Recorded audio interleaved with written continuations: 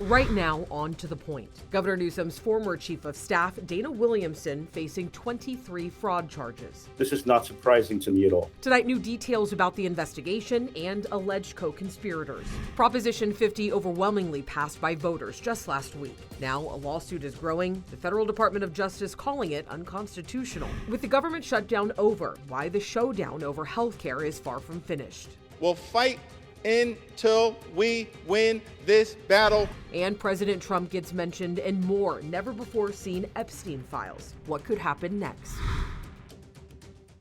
Good evening. As always, thank you so much for joining us on To The Point. I'm Alex Bell, and we are learning new details tonight about Governor Newsom's former chief of staff, now facing 23 charges related to fraud. Dana Williamson is accused of co-conspiring in a scheme to siphon money from a dormant campaign account belonging to Javier Becerra. ABC 10's Becca Habegger is joining us live in studio. And Becca, you have been digging into this case all day today. Yeah, Alex, the Sacramento Bee first broke this story yesterday, and since then it has made national headlines. Now, to be absolutely clear, neither Newsom nor Becerra are accused of any wrongdoing in this case.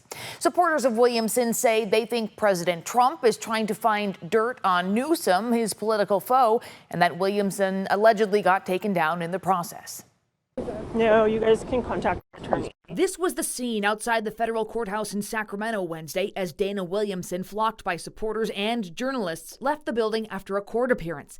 This former chief of staff for Governor Newsom faces 23 charges in this grand jury indictment made public Wednesday, including bank fraud, wire fraud, and subscribing to false tax returns, as well as making false statements to the FBI. You know, I don't know the facts of the case, but I do know this, that we've seen this administration go overboard, weaponizing both the FBI and the Department of Justice. I mean, they showed up at her house with a SWAT team, with guns and shields. They put her teenage son in handcuffs.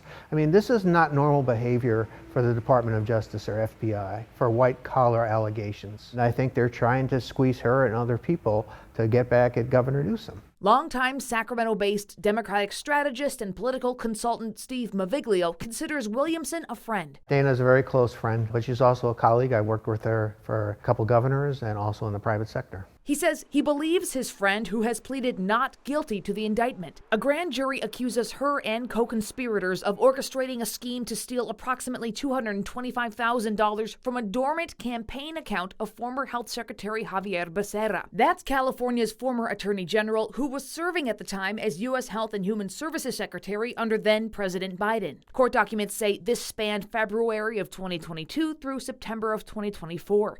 Williamson served as Newsom's chief of staff for about 2 years, leaving in November of 2024. Alleged co-conspirators include Becerra's former chief of staff, Sean McCluskey, and registered lobbyist Greg Campbell. Both men took plea agreements and are due in court Friday. The indictment says Williamson claimed more than $1 million in business deductions on her taxes for what were actually personal expenses that included private jet travel, stays at luxury hotels, home decor, and designer handbags. As someone who knew Dana for many years, who worked with her, did not have a particularly good relationship with her, full disclosure, this is not surprising to me at all. Gil Duran used to work with Williamson. In an interview Wednesday with CNN's Alex Michelson, he called her a bully and power-hungry. This was how she operated, like a mafia boss, and now she's being treated like a mafia boss. The only reason Dana Williamson acted the way she did for so many years, and what led to this situation, was that she felt she could act with impunity. Both Newsom and Becerra have issued statements distancing themselves from Williamson, but pointing to the importance of the justice process playing out fairly. ABC 10 reached out to Williamson's attorneys Thursday and did not hear back, but one told the LA Times he objects to federal officials' handling of his client's arrest, calling the sudden arrest operation grandstanding. We got a tip yesterday morning that there were about to be charges filed against a former governor's office officials. Nicole Nixon is California politics reporter at the Sacramento Bee and one of 3 reporters who broke the story Wednesday afternoon. This story raises a lot of questions just about this culture of consultants and lobbyists, paying themselves and using their relationships with each other and public officials to enrich themselves. So I think that this is definitely something that we'll be looking into in the next few weeks. Dana Williamson had so much power in the California Democratic Party that there's a statue of her daughter on top of California Democratic Party headquarters in Sacramento. This claim caught our attention, so we looked into it. Indeed, there is this statue called Persist on top of the party's headquarters in Sacramento. It was installed in 2017, shortly after this similar statue called Fearless appeared in New York City, staring down the bull on Wall Street. A source tells ABC 10 Williamson's daughter did serve as the model, but Persist was simply the California Democratic Party's female empowering nod to this East Coast counterpart, not an ode to Williamson. I reached out today to both the California Democratic Party and GOP. Neither opted to comment for this story, which we will continue to follow. Alex. All right, Becca, thank you. And the federal indictment lists 4 other co-conspirators that Becca just mentioned. One of them is Sean McCluskey, a longtime aide to former health secretary and gubernatorial candidate Xavier Becerra. The indictment alleges that Dana Williamson developed a plan with McCluskey to siphon money from one of Becerra's dormant state campaign accounts. McCluskey signed a plea agreement on October 30th, admitting to 1 count of conspiracy to commit bank fraud and then wire fraud. That's according to court filings. Lobbyist Greg Campbell also signed a plea deal. He admitted to 1 count of conspiracy to commit bank fraud and wire fraud and 1 count of conspiracy to defraud the United States. Alexis Podesta, another co-conspirator, is a well-known Sacramento Democratic political consultant who serves on the State Compensation Insurance Fund. Campaign finance records show a total of $18,000 from the dormant Becerra account to Podesta Company between 2023 and 2024. Podesta is not facing charges and is cooperating with federal investigators. Tonight, the Federal Department of Justice is joining the fight to throw out voter-approved Proposition 50, a constitutional amendment that changes California's congressional district boundaries and could give Democrats a chance to pick up 5 House seats in the 2026 elections. They are officially joining a lawsuit with Republican State Assembly member David Tongipa and allege that the plan mandates racially gerrymandered congressional districts, saying it is in violation of the Equal Protection Clause of the 14th Amendment. We spoke with Congressman Kevin Kiley today, whose district is being redrawn due to Prop 50. Kiley thinks that this lawsuit is, quote, appropriate, but says Republicans still need to be ready to run under the newly redrawn lines. As of now, the map that's going to be used in the 2026 election is this new one established by Prop 50. And so I'm proceeding under that assumption. And I'm also, however this all turns out in California, I'm continuing to advocate for independent redistricting commissions in every state of the country and to end this, mid-decade gerrymandering war that we have going on. Kiley also plans to introduce new legislation in the House to address this before the next census. And tonight, the chairwoman of the California Republican Party, Corinne Rankin, is welcoming the DOJ to this fight, saying in part, quote, Proposition 50 sorted Californians by race to lock in political power, and that is wrong no matter who does it.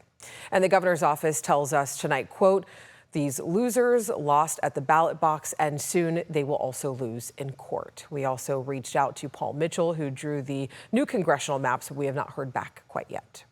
And Congressional District 1 in the far northern part of the state is among the areas reshaped by the new voter-approved congressional maps. The district is currently represented by Republican Congressman Doug LaMalfa, and today we learned who plans to challenge him in the 2026 race. State Senate Majority Leader Mike McGuire launched his campaign on X today. Right now, he represents Senate District 2, which stretches from the Bay Area up to the Oregon border. He has been in the state Senate since 2014. Today, Congressman Doug LaMalfa responded to McGuire's announcement to run for his seat, saying in part, quote, the last thing voters want is more of what Mike McGuire represents, and that's the Sacramento political class that is ruining the state. I think voters are tired of this corruption, and I'm ready to keep fighting for the people of this district. Still out onto the point, federal workers are back at work after the longest government shutdown in history finally comes to an end, but the battles continue. And with Congress still holding off on extending Obamacare subsidies, healthcare costs remain in limbo. What officials say needs to happen now as open enrollment moves forward. And as expected, it was a very wet and soggy day across Northern California, and we still have rain out there this evening. It is not going to let up anytime soon in the foothills. I've got a full breakdown of the forecast after the break. But first, in other headlines tonight. A box of mail was found in a Rancho Cordova Walmart parking lot this morning. The U.S. Postal Service says it is now being processed for delivery. They say any items that are still intact will be resent, and mail that was damaged or tampered with will receive a victim notification. Verizon could cut around 15,000 jobs next week in its largest ever wave of layoffs. Sources say the company is looking to cut costs. Their wireless subscriber numbers have been down for the last 3 quarters. And Major League Baseball and its gambling partners are putting safeguards on a specific type of pitching bet. The new limit on individual pitching bets will be $200. The change comes after 2 Cleveland Guardians pitchers were charged in a betting scheme. It has been a very rainy Thursday. People are navigating wet and windy commutes. There have also been some reports throughout the day of spinouts and crashes. So just a reminder, make sure you drive carefully and give yourself a little bit more time on the roads. And on that note, let's go ahead and bring in meteorologist Brendan Minchef because he is tracking all the conditions, everything you need to know if you're planning to head out. Yeah, it's still wet out there, and it will be. We've had a decent amount of rain today, several inches in some parts of the valley.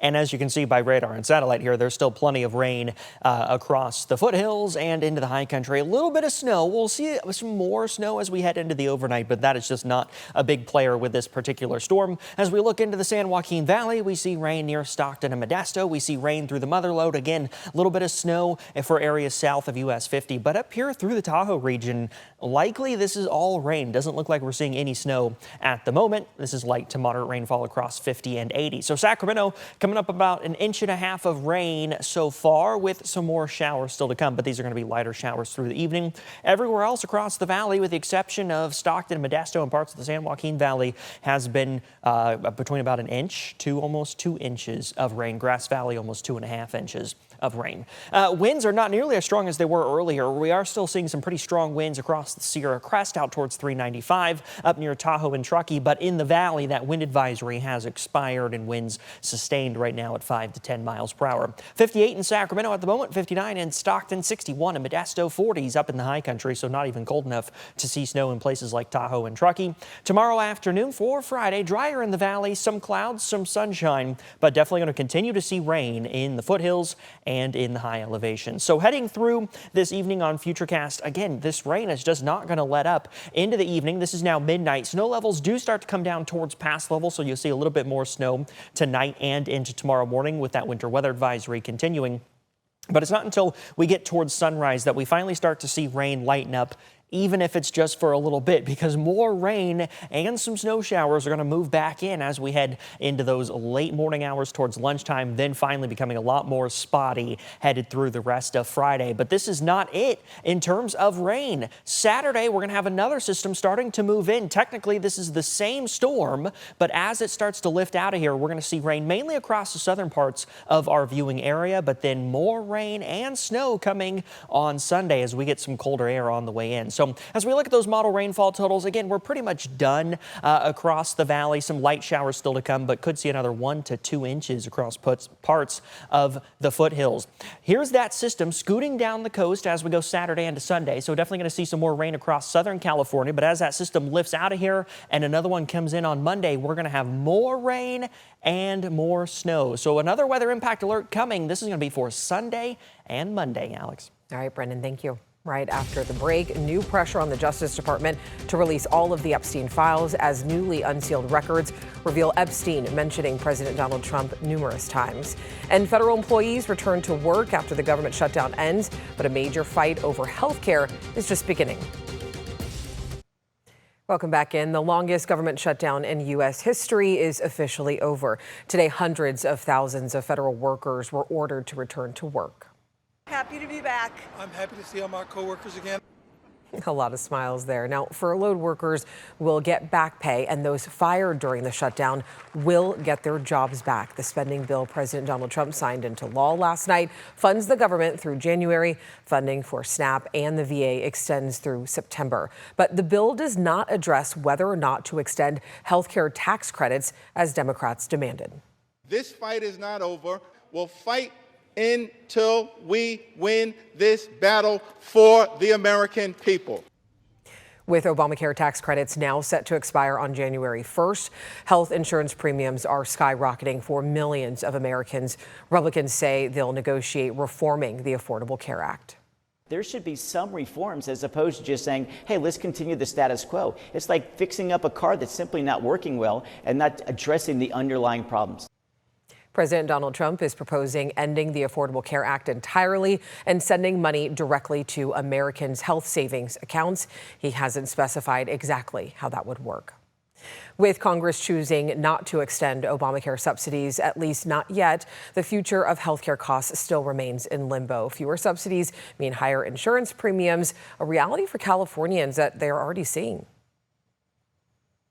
According to Covered California, there are nearly 2 million enrollees, and at least 400,000 will be impacted with expiring subsidies, with a 97% average increase in monthly premiums. One of those impacted, a husband, father, and a veteran who is a Covered California enrollee. I just have to deal with it. It's almost like I'm taking healthcare into my own hands. Covered California says the government reopening doesn't change anything, that they've been preparing for higher premiums, but they say the sooner a final answer from Congress, the better, as open enrollment is already underway. All right, now to Capitol Hill. The House is set to vote as soon as next week to release the full Epstein files as thousands more pages are released, some mentioning President Trump. ABC's Olivia Rubin has the latest. Today, as pressure continues to grow on the Justice Department to release all the Epstein files, new questions are emerging about President Donald Trump's relationship with Jeffrey Epstein, as thousands of newly released records show Epstein discussing Trump multiple times. In 2018, during Trump's first presidency, Epstein writing, "I am the one able to take him down," though he gave no context. A few years earlier, in 2015, Epstein recalling a story about Trump, writing, "Ask my houseman about Donald almost walking through the door, leaving his nose print on the glass as young women were swimming in the pool, and he was so focused he walked straight into the door." The emails and text messages released by House Oversight Committee following a subpoena to Epstein's estate show Epstein exchanging dozens of emails about Trump over the years. In August 2018, Epstein responding to an article about possible impeachment, writing, "I know how dirty Donald is." The context of the message is unclear. Trump, a longtime friend of Epstein, has denied any allegations of wrongdoing and has said he cut off his friendship with Epstein in the 2000s. These emails prove absolutely nothing other than the fact that President Trump did nothing wrong.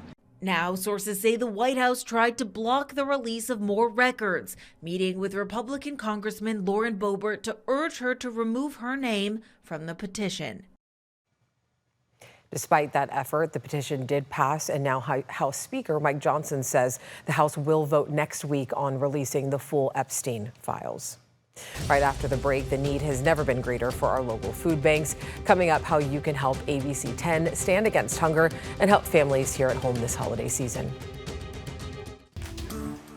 Thousands of people across the area will go to bed tonight not knowing where their next meal is coming from. And that's exactly why ABC 10, Wells Fargo, and The Athletics are teaming up for our annual Stand Against Hunger campaign, which means now through December 12th, ABC 10 is raising money for 7 local food banks to help feed people in need this holiday season. If you do want to see a list of participating food banks or find more information on how you can help, you can always go to abc10.com/standagainsthunger. As always, thank you so much for joining us and for always inviting us into your home. If you have something you think me and the team should be looking into, you can always email us at tothepoint@abc10.com. And don't forget, you can always download our free ABC 10 Plus app to get the news anytime, anywhere on your TV. Have a great night. We'll see you back here tomorrow.